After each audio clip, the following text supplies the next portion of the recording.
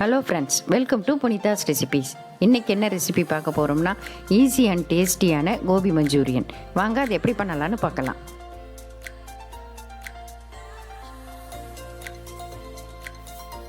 First ஒரு பாத்திரத்தில் ஃப்ரெஷ்ஷான காலிஃப்ளவரை மீடியம் சைஸில் கட் பண்ணி எடுத்துக்கலாம்.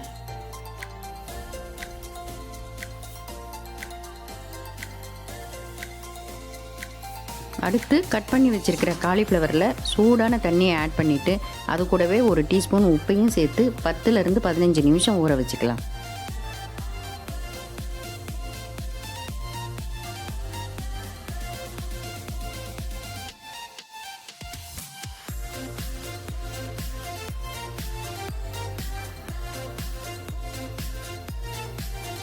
அடுத்து காலிஃப்ளவரில் தண்ணி இல்லாமல் நல்லா ஃபில்டர் பண்ணி எடுத்துட்டு அதில் 2 டேபிள் ஸ்பூன் மைதா, 3 டேபிள் ஸ்பூன் கார்ன்ஃப்ளவர், 1/4 டீஸ்பூன் மிளகுத்தூள், 1/4 டீஸ்பூன் உப்பு சேர்த்து நல்லா கலந்துக்கலாம்.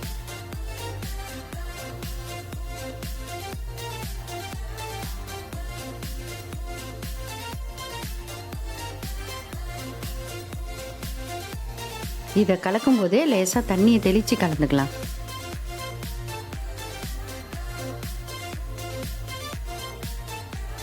அவ்வளோதான், இப்போ இது ரெடி ஆகிடுச்சு. இதை ஃப்ரை பண்ண ஸ்டார்ட் பண்ணிக்கலாம். அடுத்து ஒரு வானலில் எண்ணெய் நல்லா சூடானதும் நம்ம கலந்து வச்சுருக்கிற காலிஃப்ளவரை ஒன்று ஒன்றா சேர்த்து ஃப்ரை பண்ணிக்கலாம்.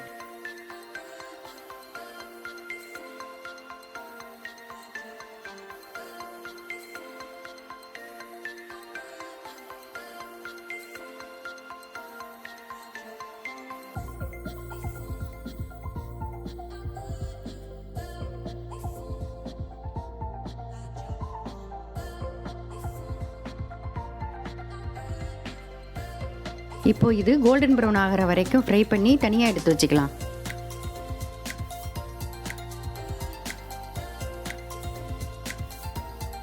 இது போலவே எல்லா காலிஃப்ளவரையும் ஃப்ரை பண்ணி எடுத்துக்கலாம்.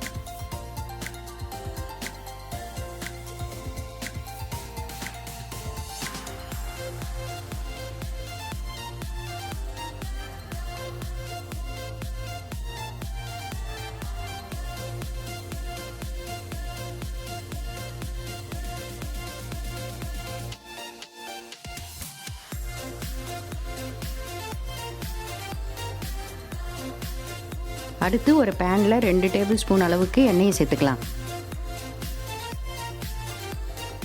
எண்ணெய் சூடானதும் பொடியாக கட் பண்ணி வச்சுருக்கிற பூண்டு, இஞ்சி, பொடியாக கட் பண்ண ஒரு பச்சை மிளகாயை சேர்த்து வதக்கிக்கலாம்.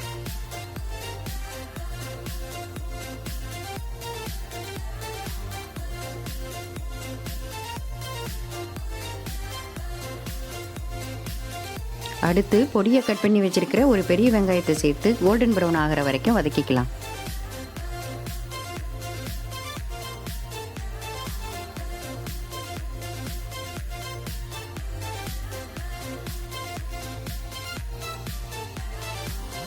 வெங்காயம் வதங்கினதும் இந்த மாதிரி கட் பண்ணி வச்சிருக்கிற 1/2 கப்பு குடமிளகாய், 1/2 கப்பு பெரிய வெங்காயத்தை சேர்த்துக்கலாம்.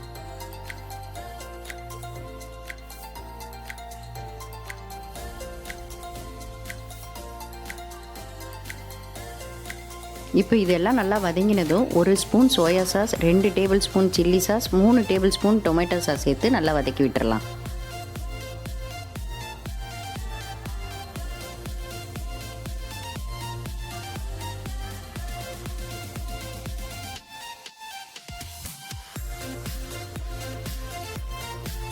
இப்போ இதில் கொஞ்சம் தண்ணி சேர்த்துக்கலாம்.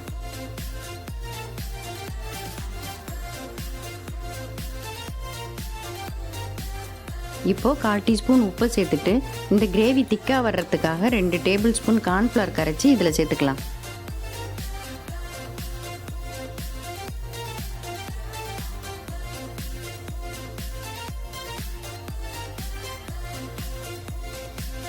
அடுத்து ஃப்ரை பண்ணி வச்சிருக்கிற காலிஃப்ளவரை இது கூட சேர்த்து கலந்துக்கலாம்.